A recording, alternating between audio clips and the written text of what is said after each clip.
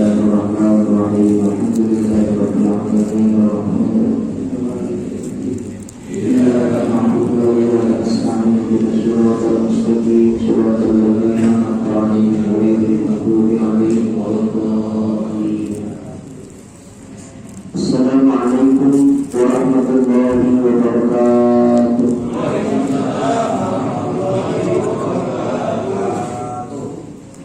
Bismillahirrahmanirrahim. Qala Rasulullah rahimahullah ta'ala bihi wa qawlubihi fid daraini amin ya rabbal alamin.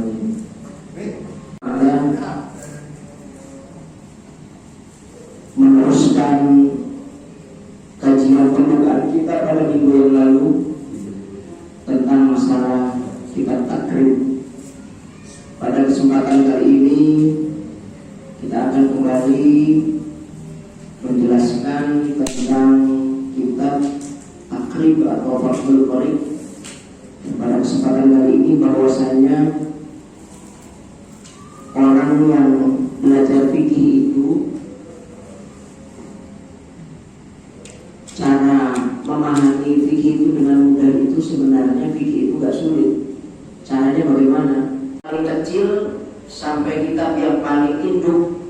Contohnya kita paling kecil itu Safinah misalkan, Safinatun Najah misalkan, sampai kitab induk misalkan Al-Um, kitab-kitab yang jadi rujukan para ahli fikih di sana.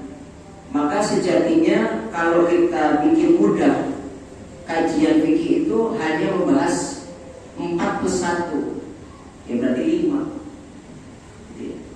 Tapi yang satu itu jarang dibahas, hanya 4 saja. Karena yang kelima ini, pembahasan yang kelima ini biasanya kurang maudhu', kurang relevan pada zaman sekarang dan bahkan sudah hampir tidak ada. Yang pertama, fikih itu pembahasannya apa? Jelas, ubudiyah. Itu jelas itu. Ubudiyah itu apa? Aspek ibadah yang dibahas oleh fikih.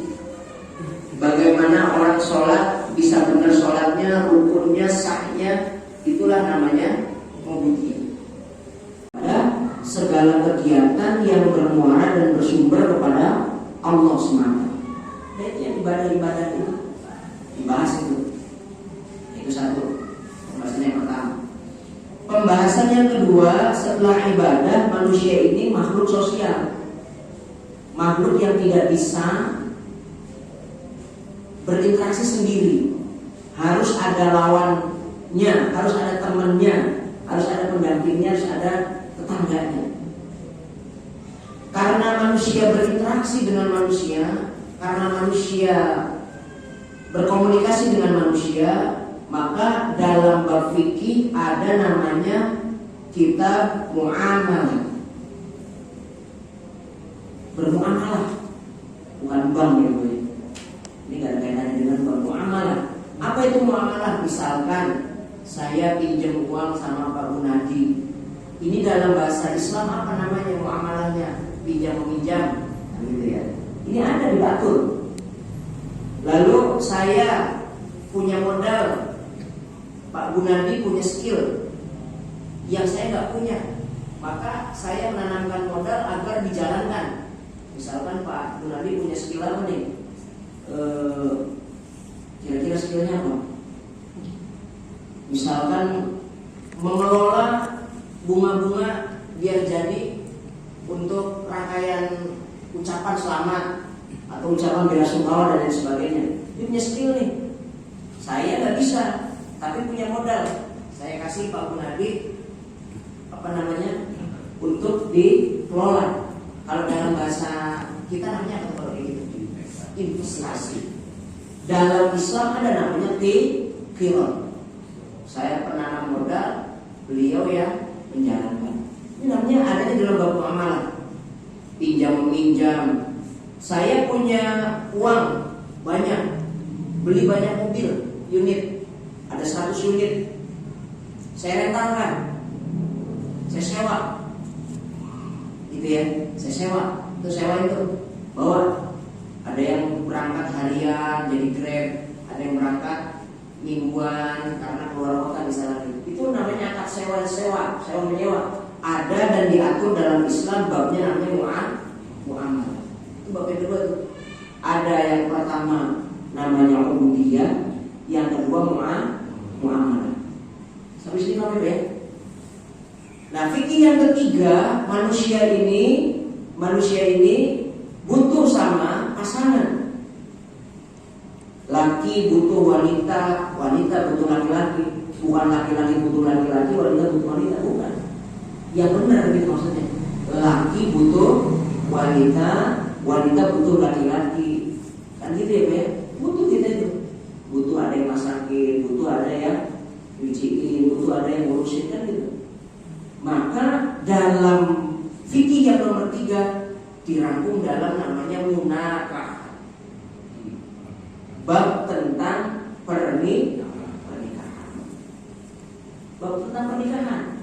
Bukan hanya pernikahan yang diatur. Kalau misalkan buntu antara satu pernikahan si fulan dengan si fulana, si A dengan si B menikah, lalu buntu, banyak masalahnya, banyak problemnya, dicekek, dibanting, misal diaduin, dilaporin ke polisi, terjadi namanya talak. Talak yang datang dari suami namanya cerai. Talak yang datang dari wanita namanya khulu. Talak yang terjadi karena adanya aib antara laki-laki atau wanita. Misalkan ada orang kawin, saya lihat podcast dari Kompusen, saya lihat ada orang kawin 6 bulan, si istri nggak tahu ternyata suami itu cewek, nggak tahu. Bodoh amat itu. Gimana ceritanya itu? Ada wanita dokter ini Pak, wanitanya dokter, orang pinter. Ada wanita kawin sama laki-laki, dianggapnya laki-laki. Ketika kawin 6 bulan nggak tahu ternyata si suaminya cewek. Nah terus kalau melakukan hubungan suami istri gimana? Kejadian Pak, ada yang dimasukin tapi nggak tahu apa yang dimasukin. Oh gelap katanya, gelap-gelapan katanya. Ada kayak gitu. Nah ketika ketahuan jadi wanita dan ketahuan aslinya wanita, maka secara akad batal langsung. Nggak mungkin wanita kawin dengan wanita. Nama perceraiannya fasakh. Itu diatur tuh. Ada cerai dari laki-laki, ada gugatan cerai dari wanita. Wanita nggak bisa cerai. Ketika dikabulkan oleh laki-laki atau walinya, seperti wali hakim, bukan wali yang ada di KUA itu, makanya kan dia ada di buku itu. Kalau kita tidak memberikan nafkah baik lahir ataupun batin selama berapa bulan? 3 bulan berturut-turut. Lalu si istri tidak ridho membayar 10.000, maka jatuh talak. Itu namanya khulu. Bayar 10.000. Sebenarnya kalau dalam Islam bukan bayar 10.000, harus mengembalikan mas kawin. Cuma kalau berat banget dia balikin mas kawin, sehingga ditentuin sama KUA 10.000 aja. Kalau istrinya nggak ridho, bayar 10.000 karena dari nafkah lahir dan batin selama 3 bulan berturut-turut. Istri nggak ridho, bayar 10.000 ke KUA, selesai kan? Itu namanya fasakh. Namanya khulu. Yang nikah, syarat wajib nikah, hukumnya nikah, lalu cerai dan lain sebagainya, itu diatur dalam kitab namanya munakah. Oke Pak ya? Nah, dari kitab munakahat ini naik yang keempat. Manusia bermuamalah, bergaul, berinteraksi sosial. Lalu manusia menikah. Pasti ada konsekuensi hukumnya Pak. Misalkan saya punya modal, kayak tadi bermuamalah dengan Pak Gunadi. Saya punya modal banyak, saya salurkan kepada Pak Gunadi, tapi dari salah satu kita ada tidak cocokkan, misalkan cara bagi hasilnya keliru, atau mungkin uangnya dikilepin sedikit-sedikit Pak Gunadi, misalkan gitu. Maka akan berimplikasi hukum. Nah dalam masalah hukum, dalam Islam ada bab namanya jinayah. Bab jinayah, baik hukum pidana ataupun perdata. Ada orang bunuh orang, maka bab fikihnya namanya jinayah. Bab jinayah, misalkan membunuhnya sengaja apa enggak? Sengaja. Maka kalau sengaja, nyawa bayar nyawa.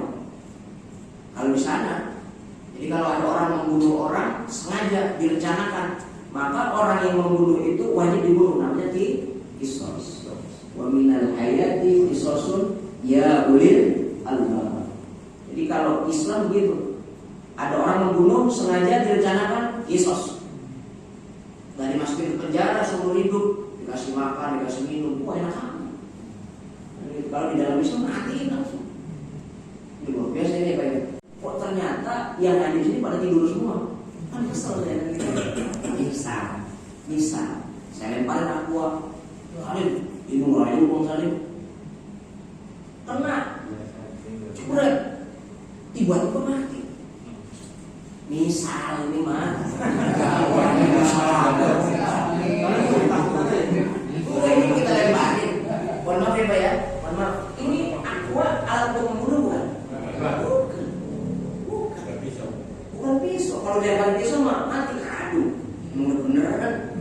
Ini aqua dilemparin. Kena kepala. Karena kaget kali gitu ya. Langsung kelompok.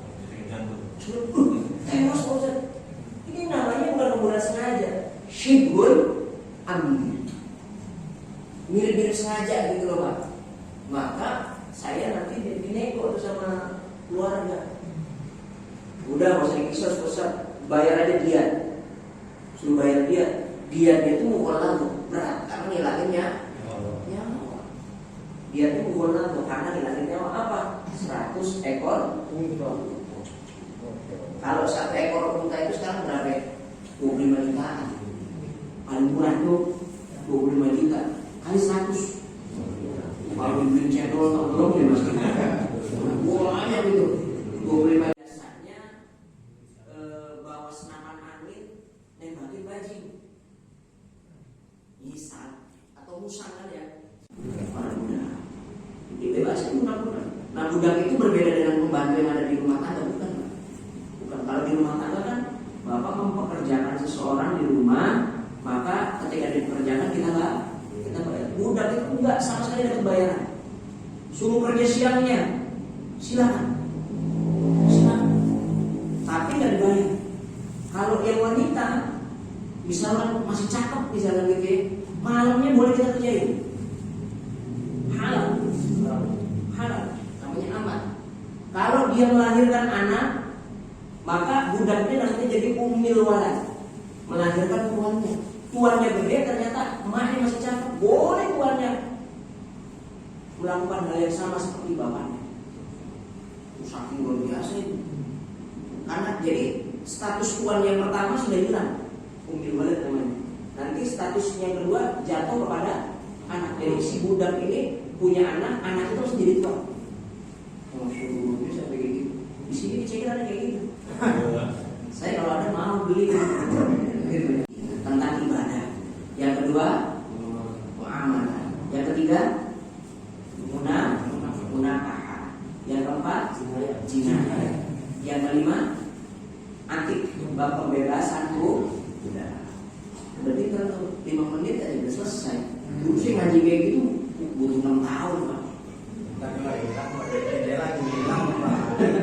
Dulu saya ngaji kayak gitu butuh 6 tahun. Sekarang udah sampai 5 menit baru pulang. Udah pulang ya? Udah bisa gitu. Nah, yang pertama nih, kita masuk pertama. Berarti babnya apa? Ubudiyah.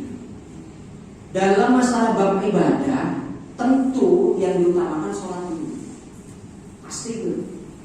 Nah, sholat tidak akan didirikan, tidak akan bisa dikerjakan kecuali orang itu dalam kondisi suci. Oleh karenanya, setiap para pengarang kitab fikih meletakkan bab toharoh di awal. Kenapa? Karena toharoh ini adalah bab untuk mensucikan orang manusia agar bisa sholat. Seperti itu Pak. Oleh karenanya dari mulai kita paling kecil sampai kita paling besar, pasti urutannya bab ubudiyah pertama adalah toharoh. Kitabut toharoh. Bab ini menjelaskan tentang toharoh. Nah kalau kita berbicara masalah toharoh atau bersuci, maka yang paling pertama dibahas adalah air. Pasti itu. Kenapa? Karena bersuci, baik wudu ataupun mandi, alat utamanya adalah air. Sampai sini paham ya? Nah, oleh karenanya para muslim membahas tentang air. Al-miyahu allati yajuzu biha at-tathhir sab'u miyahin. Air yang boleh dipakai untuk bersuci ada 7 jenisnya. Bisa bicara jenisnya dulu. Air yang bisa dipakai untuk bersuci. Di situ kalimatnya bersuci berarti dipakai untuk mandi wajib atau mandi besar atau wudu. Air yang boleh dipakai untuk wudu dan mandi besar jumlahnya 7. Apa yang pertama? Ma'us samai, yaitu air langit. Air yang turun dari langit, namanya air hujan. Ayatnya ini sesuai. Ini jangan bilang ini, mohon maaf nih, orang-orang sekarang pada sombong menurut saya. Gak usah pakai kitab-kitab. Kita saya ngajinya banyak. Kita aja pakai kitab. Gak usah pakai kitab. Ulama-ulama gak usah. Langsung aja kembali ke Quran. Sombong. Kayak jago gitu baca Quran aja masih berantakan. Padahal kiai-kiai musannif, para pengarang kitab ini, dia mengarang ini, menulis kitab ini, rujukannya sesungguhnya Allah menurunkan air dari atas langit dan bisa digunakan untuk bersuci. Ada ya. Suratnya Al-Anfal, ayatnya cari sendiri. Boleh dikasih tahu ayatnya, dibacain ayatnya, nggak mau baca ayatnya. Itu ayat itu. Wa yunazzilu 'alaikum minas sama'i ma'a liyutahhirukum bih. Suratnya Al-Anfal, ayatnya cari ayat. Ya udah namanya udah ayat. Tinggal cari ayat berapa. Kira-kira bisa nggak nyari? Halus pak. Udah saya kasih tahu ayat 11. Baik saya ya. Ini surat Al-Anfal ayat 11.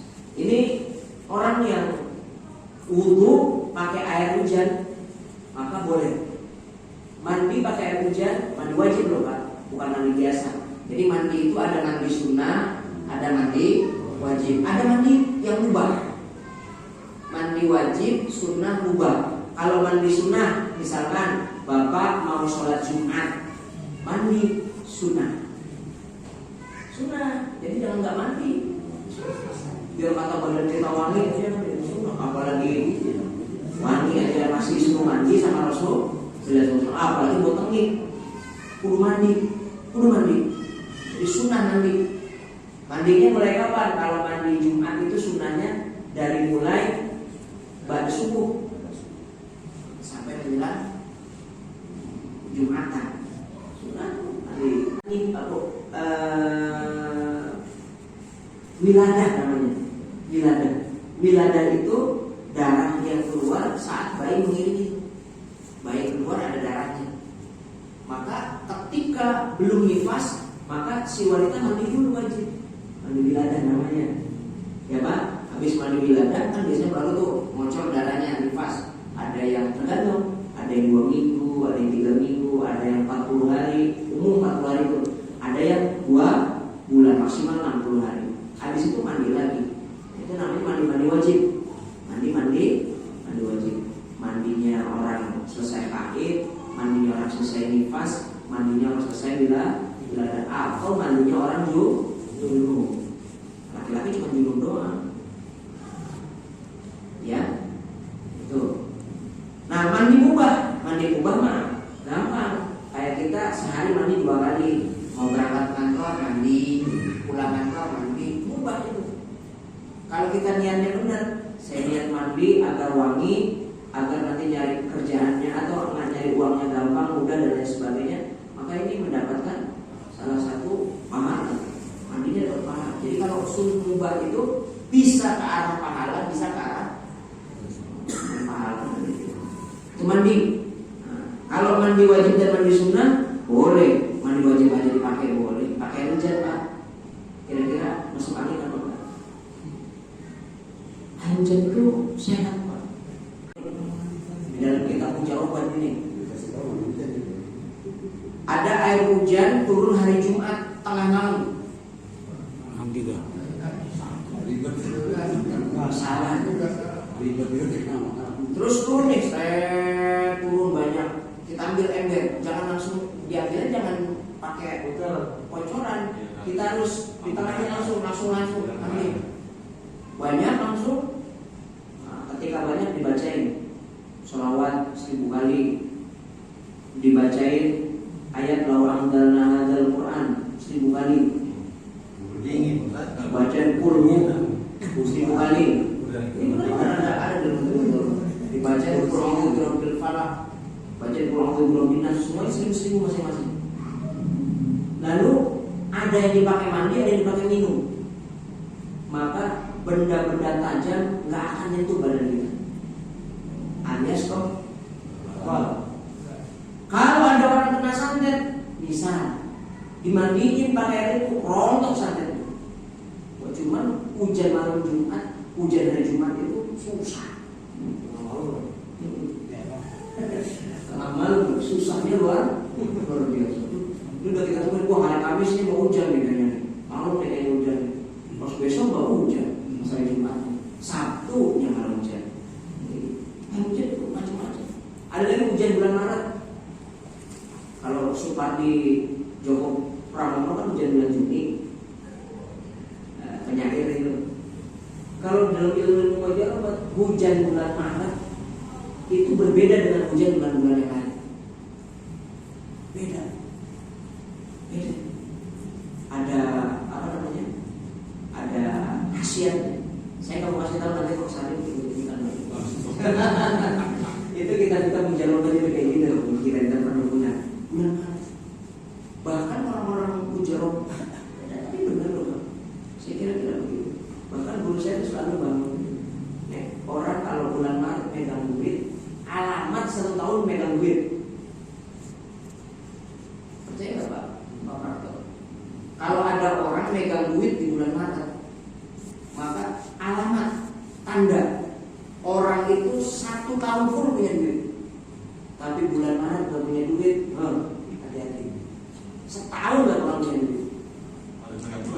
Iya, saya pikir-pikir, saya ngomong saya pikir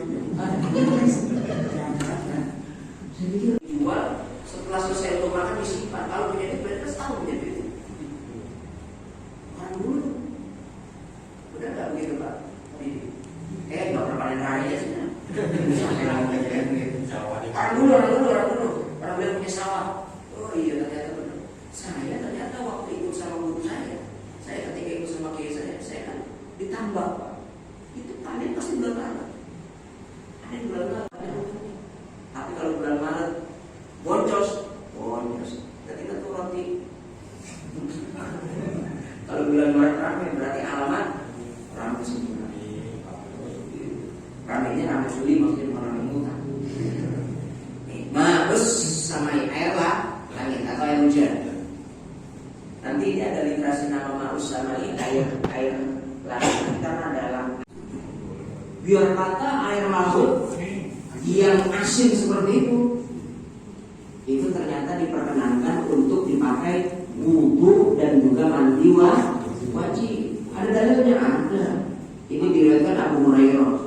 Sa'ala rajulun, bertanya seorang laki-laki, rajul itu anak laki-laki, kepada Rasulullah SAW, ya Rasulullah, inna narkabul bahra, sesungguhnya saya naik perahu, wa nahmilu ma'ana, dan bersamaan kami al-qalilu minal ma'i, sedikit air. Jadi saya naik perahu, tapi saya punya sedikit air. Ya kalau bahasa sedikit itu ada gentong lah kayak gitu ya. Ada gentong, ada isinya angin. Fa in tawaddu'na bihi atisna. Kalau saya wudu pakai air yang saya bawa itu atisna. Bisa mati saya ini kehausan. Bahasanya begitu. Lalu kata Rasulullah, apa tawaddu'u bima'il bahri? Nanti ngomong nih si anak tadi, ya Rasulullah boleh enggak saya memakai air laut untuk berwudu? Nanya ke orang itu. Kalau di riwayat lain kitab Sahih itu bahkan bukan bertanya, beliau itu orang laki-laki itu udah wudu. Saya wudu pakai air laut, bagaimana ya Rasulullah? Kali ini kan belum, baru nanya. Apa tawaddu Atawaddau bima'il bahri, saya mau wudu pakai air laut, kira-kira bagaimana ya Rasulullah? Lalu Rasulullah menjawab, faqala Rasulullah sallallahu alaihi wasallam, huwa at-tahur ma'uhu al-hillu maitatuhu. Laut itu airnya suci dan mensucikan. Ini kata Rasulullah. Laut itu airnya suci juga mensucikan. Artinya airnya dia suci juga bisa mensucikan kepada yang lain, kepada yang menggunakan. Al-hillu maitatuhu, bahkan bangkai yang ada di dalam lautan itu boleh dimakan halal. Ada ikan mati tanpa disembelih, mati itu jadi bangkai, udah jadi bangkai, udah mati, boleh diambil dimasak, boleh. Semua berarti bukan hanya ikan. Ada penyu, nggak ada kura-kura, misalnya penyu, tapi kan kalau dinaikin ke laut jadi mati ya. Ada rayungan, boleh tuh kan. Ada apa lagi? Piting laut, ada cumi, kan itu, ikan kue, makan, yaitu ikan dan belalang. Ada belalang mati tanpa lewat proses penyembelihan. Oh, ada belalang banyak nih, ada gede-gede gini di sana, enak kayaknya buat di laut nih. Kalau orang-orang gunung kidul kan belalang dimakan. Kalau bapak mau makan belalang, coba contoh ya. Itu tuh ada di kelurahan tadi dari terowongan kecamatan itu ke kiri ya, di pinggir laut. Saya makin di pantai. Baru tuh Ramadan itu, saya nggak tahu. Teman saya juga nggak tahu, orang lagi dari pondok. Untung saya nggak mati, alhamdulillah balik lagi. Selamat ya. Nah di Thailand itu ada makanan-makanan yang aneh-aneh itu Pak. Kecoa, cacing, apalagi itu rokek. Oh ya bisa. Ada anak ayam kecil yang baru usia 2 hari. Apa namanya itu? Pitik ya kalau kata kita, misalnya digoreng. Aduh, ngeliatin juga. Masya Allah, nggak tega. Digorengnya utuh, kaki, kepala ini semua coba ya. Ya Allah, ya Rabbi. Coba mana itu gimana? Ini wama'ul bahr, air laut boleh dipakai untuk bersuci. Wama'un nahri, air sungai, air kali. Biar kata air kali, air sungai itu kotornya nongol semua. Ternyata air sungai itu suci dan mensucikan. Contohnya ada kali di Jakarta, contohnya Ciliwung. Hitam. Coba lihat Ciliwung. Kalau sekarang Pananang disuruh mandi di situ, seneng apa enggak? Bukan Ciliwung yang di atas Pak. Kalau di atas Ciliwung masih bersih. Kalau di Batu Lapa tuh masih bersih. Kalau udah kecondet, apalagi sampai ke Manggarai itu, coklat itu. Tapi kalau kita ternyata tidak punya air dalam keringan, ternyata cuma ada air itu, air Ciliwung itu karena mengalir, maka masih diperkenankan untuk berwudu dan mandi besar. Kalau nggak ada air dan tidak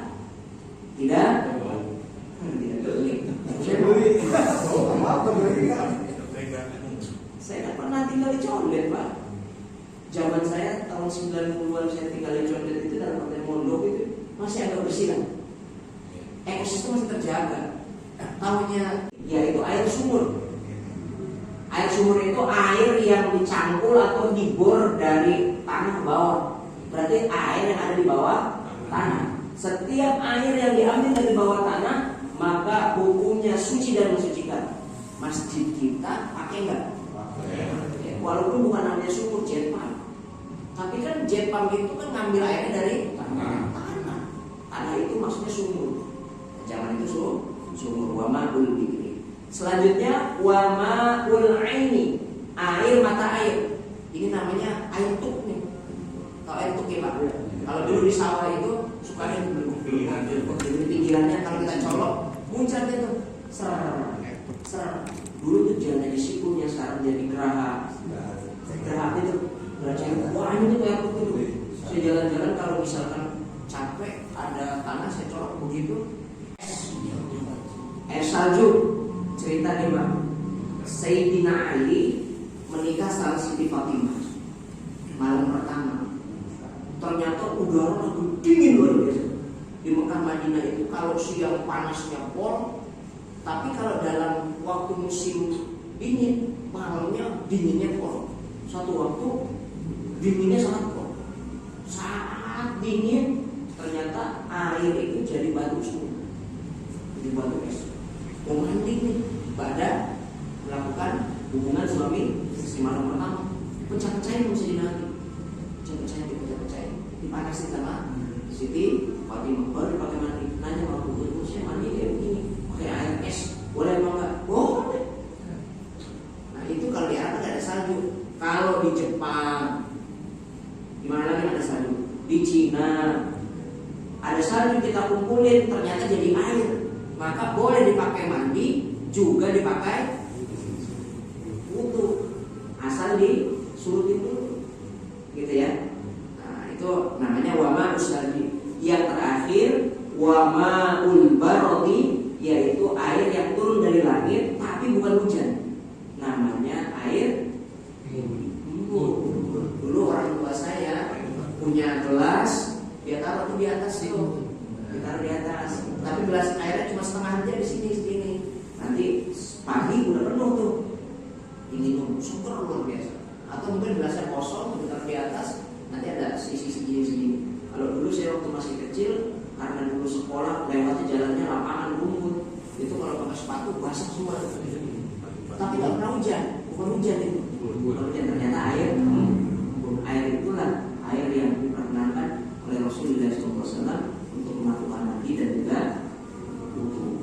Oke, berarti ada 7 tuh. 1 air langit atau air hujan, 2 air laut, 3 air sungai, 4 air sumur, 5 air sumber atau mata air, 6 air salju atau air es, yang ke-7 air embun. Boleh dipakai.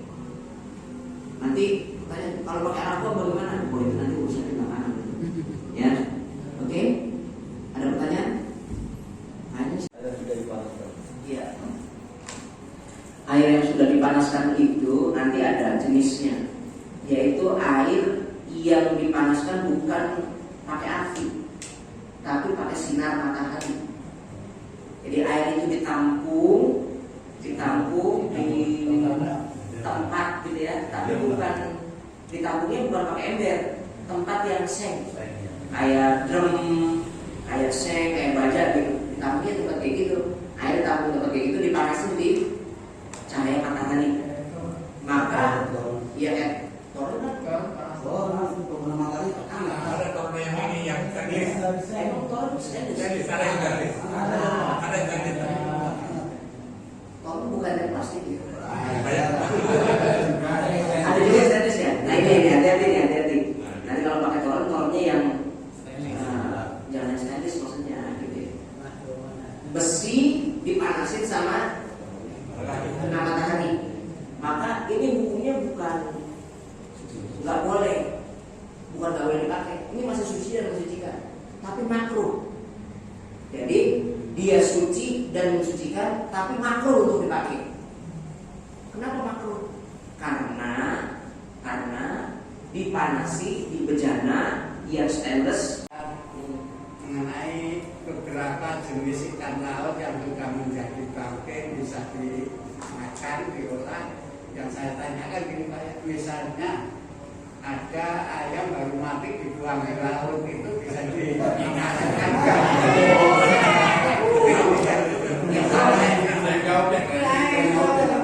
Siapa? Lakukan pada kesempatan malam hari ini dinilai ibadah oleh Allah Subhanahu wa Ta'ala. Amin. Menambah keilmuan kita sehingga nanti kita beribadahnya agak ngawur, nggak asal, gitu ya, nggak ngawur, nggak asal. Dan tentunya goal targetnya adalah ibadah kita diterima oleh Allah Subhanahu wa Ta'ala. Kira-kira begitu, kurang lebihnya mohon maaf. Adanallahu wa iyyakum ajma'in. Allahumma muwaffiq ila aqwamit thoriq. Wassalamualaikum warahmatullahi wabarakatuh. Waalaikumsalam warahmatullahi wabarakatuh.